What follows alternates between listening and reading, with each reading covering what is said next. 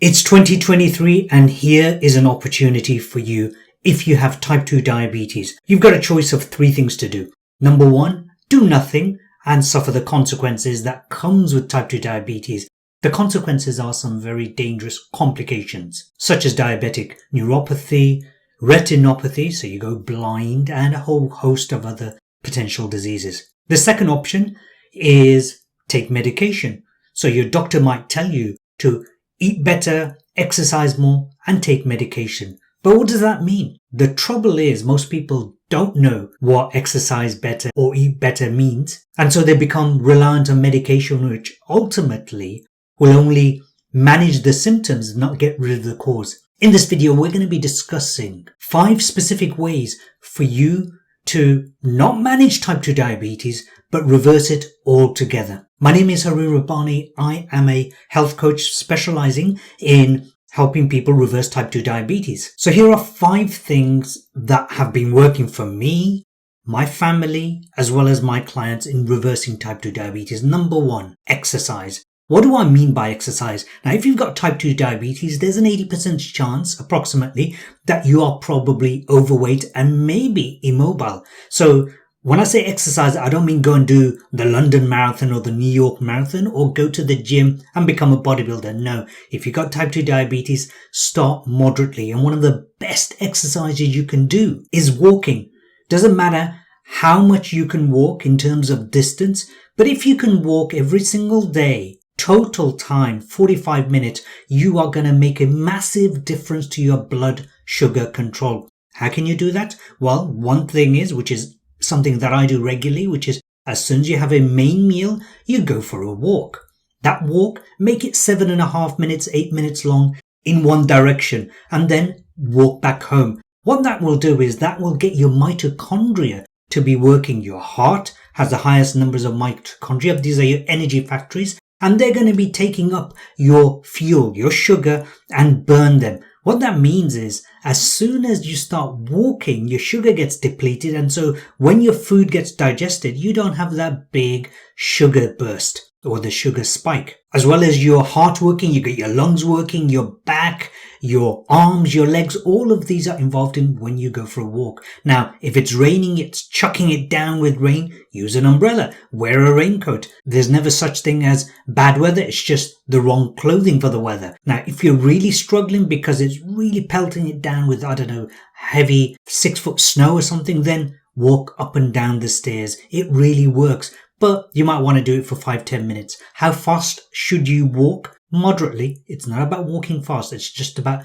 getting moving. As you progress, do more and more exercises such as walking, and then do other exercises. Perhaps then go to the gym, go for a swim. So that's number 1. Number 2, you must improve your nutrition. Actually, number 2, 3, and 4 should be just nutrition. First thing, about the foods to avoid. If you've got type 2 diabetes, your worst enemy is refined flours and sugars. So those things have to go. Stop eating those because that's what's causing the damage. Also similar to that is highly processed food.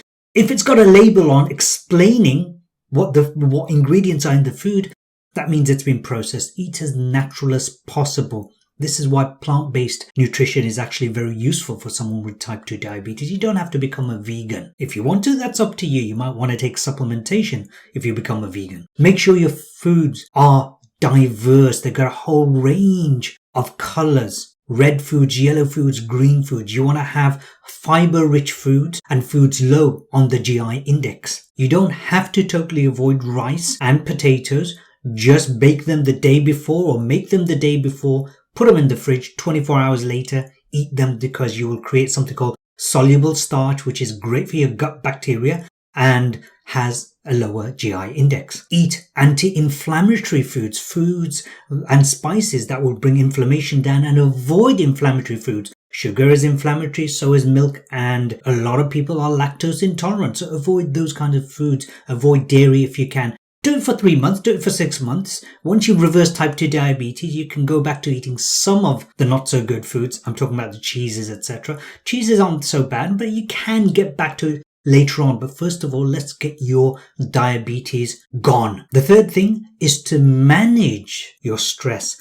Chronic stress actually does damage. It causes inflammation in your body, not good. It causes insulin spikes in your body, certainly not good. And so how do you manage chronic stress? You practice stuff like meditation. I've been leading meditation groups for many, many years, including at my retreats, and it's totally measurable how quickly you can change the state of your health simply through the practice of short meditations. Practice mindfulness. In other words, be aware of those things that are causing you stress. Don't get involved in dramas. So learn to be mindful of your thoughts, mindful of your feelings. Now, one of the things you want to do is boost your immune health. Your immune system, by the way, 70% or more is within your gut. What does that mean? That means that the bacteria in your gut, which by the way outnumbers human cells, are contributing to 70% of your immunity. What that means is eat foods that are rich in probiotics. I'm talking about stuff like kimchi, sauerkraut, miso. All of these are very, very good for you. Have that in your diet every single day. Another way to boost your immune health is the way you breathe. Have you noticed people who have panic attacks, anxiety attacks, they breathe like this, like this. So what's the opposite of that? Opposite is breathing correctly. And I have to say, every single person who has been my client, including family members as well, have had breathing problems to start off with.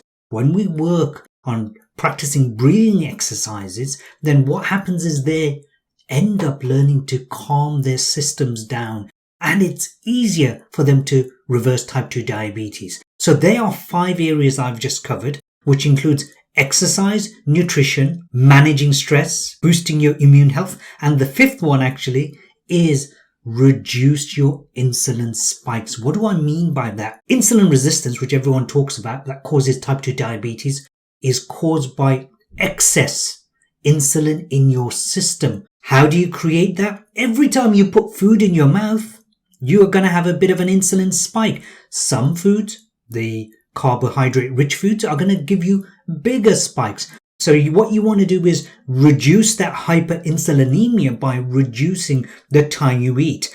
That is called time-restricted feeding or time-restricted eating.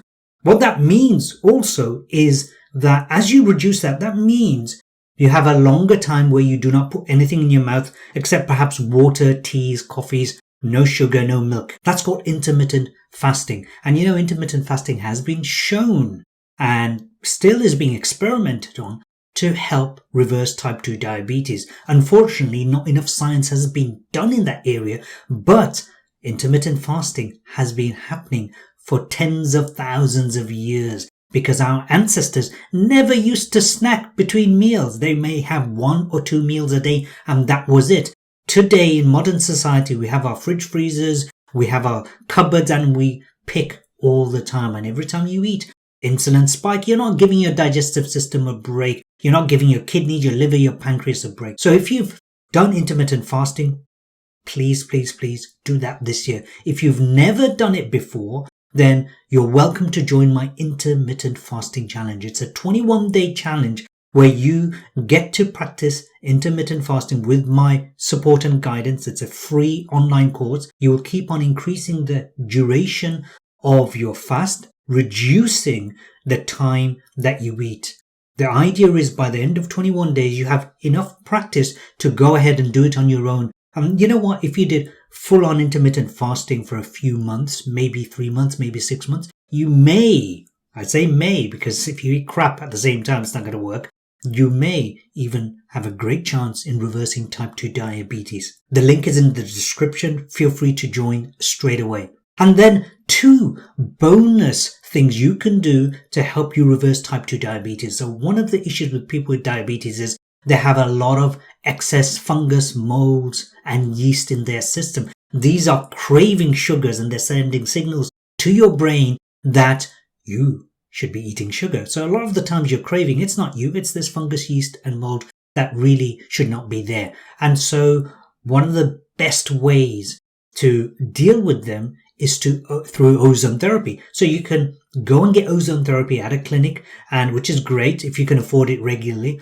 But because you need so many sessions, I find it far better to use my own ozone therapy kit and use it at home. If you want to learn more about that, I've done a webinar with one of the world's leading knowledgeable experts in that field, Marcus Freudenman. All you need to do is click on the link below to go and watch the ozone therapy webinar.